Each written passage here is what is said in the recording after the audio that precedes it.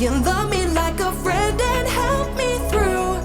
So I will worship you in all I do. So I live my life to show that I know you're everything to me. You're everything to me. You're everything to me. So I live my life to show that I know you're everything to me. You taught us a brand new way to follow you in what we do and say. Jesus, you are for us. Help us be more like you every day. Jesus, I thank you. I just want to sing. You're all that I need. You say that I mean so much to you. You love me like a friend and help me through. So I will worship you in all I do. So I live my life to show that I know you're everything to me. You're everything to me. You're everything to me. So I live my life to show that I know you're everything to me. I'm gonna lift my voice to you. Jesus, you make me sing. I'm gonna live my life for you. You're everything to me. I'm gonna lift my voice to you. Jesus, you make me sing. I'm gonna live my life for you. You're everything to me. You say that I mean so much to you. You love me like a friend and help me through. So I will worship you in all I do. So I live my life to show that I know. You say that I mean so much to you. You love me like a friend and help me through. So I will worship you in all I do. So I live my life to show that I know you're everything to me. You're everything to me. You're everything to me. So I live my life to show that I know you're everything to me.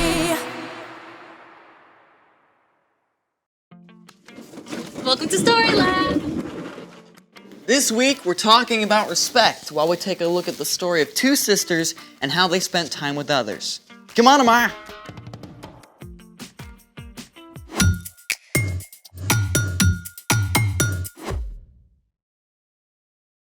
Hey, I'm Zeke. And I'm Amaya, and we're talking about respect, which is showing others they're important by what you say and do. You're important to me. I'm glad to hear But it. see, that's not enough, is it? Saying it isn't enough. I have to do something to show you're important. Okay, you could start by showing me what you planned for today. You're gonna love it. What is it? 3 guesses. I need one clue. It's cold. We're going skiing? Do you even know how to ski? The only time I tried, I sprained my ankle. Well, we're not going skiing. I need another clue.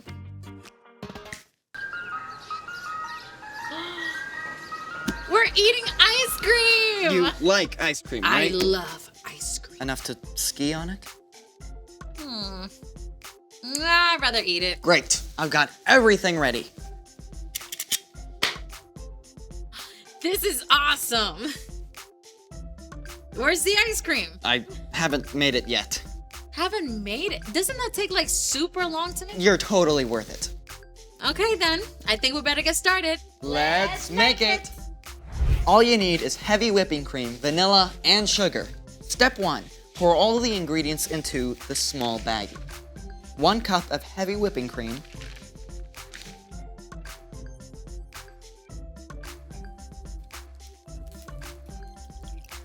1.5 teaspoons of vanilla.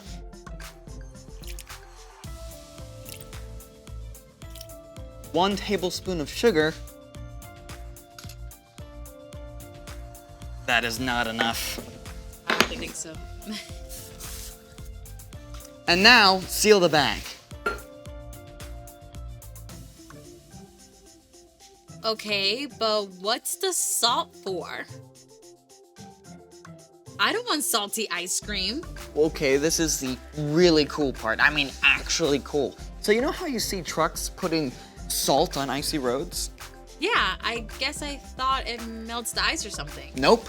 Salt actually lowers the melting point of ice, which takes us to step 2. Step 2. Fill the large bag halfway with ice, then add 1/4 cup of salt.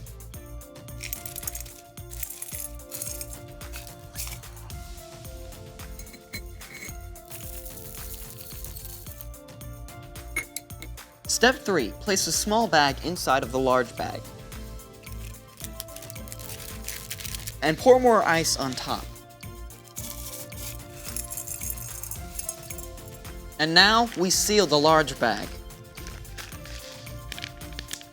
Okay, but I still don't get how the salt works. Adding salt to ice when making ice cream quickly lowers the temperature of the ice, which is needed to make the ice cream solid. Without salt, the outer ice doesn't get cold enough to freeze the ice cream, and it will stay liquid. So, salt makes the ice colder while it melts. Yep. And that means the ice cream freezes faster, which makes for smaller ice crystals and fluffier ice cream. Now we get to step 5. Shake it up.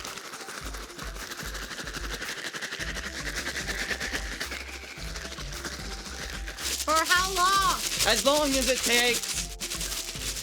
But I thought the salt was supposed to make it go faster. But not that fast. Okay. Want some help? No, I'm doing this for you. Okay. Did we maybe like edit this into a cool montage?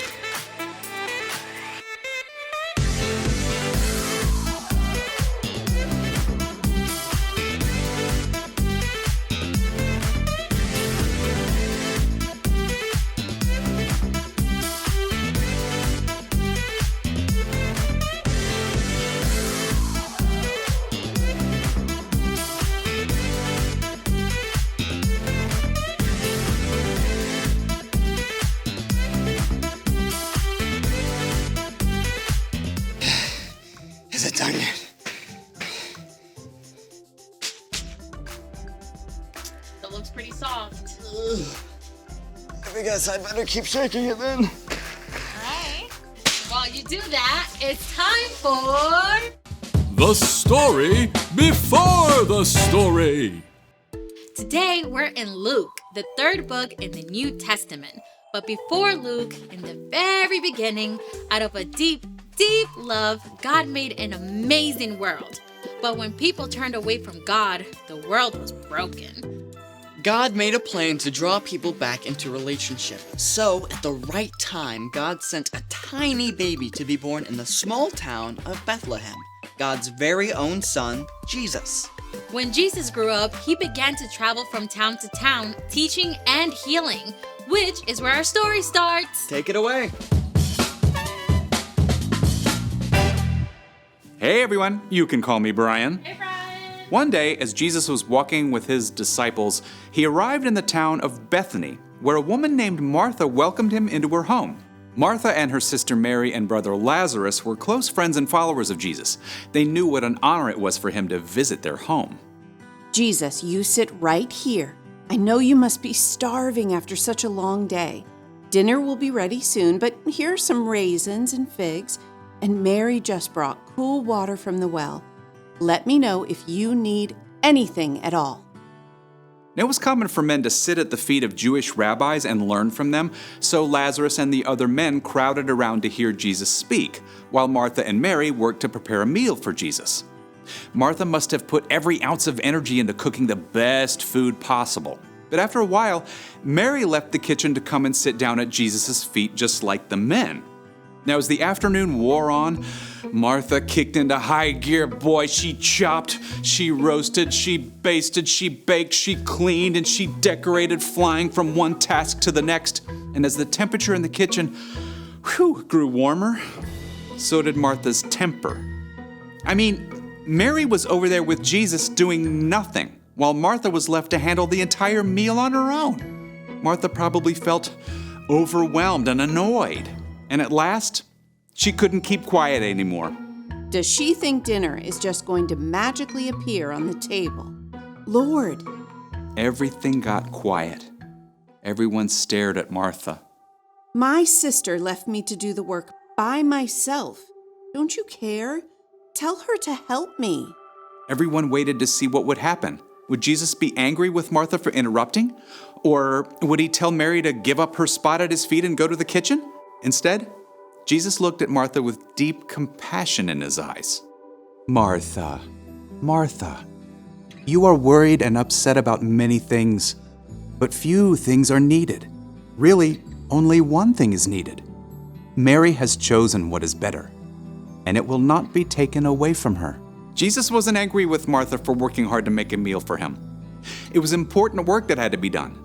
But Martha had gotten distracted from the most important way of showing love to Jesus, through her time and attention. So, what did Martha do?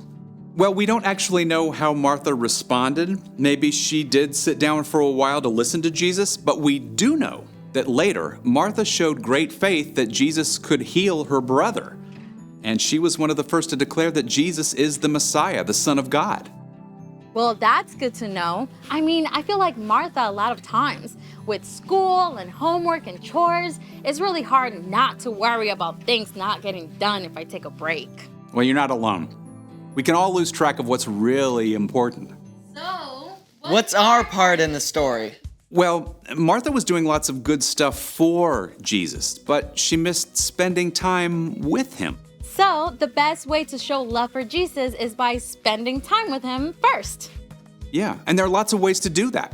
You can spend time with Jesus by reading scripture and talking with him about what you read. Yeah, you can pray and talk with Jesus about anything that's on your heart. You can even spend time with him by listening to worship music. Or find a quiet place and ask Jesus to be there with you. Where we spend our time shows what matters most to us. Spending time with Jesus is the most important thing. And spending time is a great way to show others that they matter too. Yeah, like when you get home from school, maybe take a couple of minutes to talk to your mom and dad about your day instead of going right into doing your homework. Or when your little sister asks you to do sidewalk chalk, you can put down your game and hang out with her. Maybe your parents want you to go visit your grandma at the retirement home. You might be tempted to grumble, but remember that when you take time to listen to her stories, you show how important she really is. That's a lot to think about. It sure is. See you next time. So here's the thing. Take time to show others that they are important. Speaking of which, where's my ice cream? I finished it up and put it in the freezer. Do I get to eat it? Yeah, let's go. This is actually not salty. Do you feel important? Absolutely. Then my work here is done. Thanks for joining us in the Story Lab. See you next time. Ah, so good.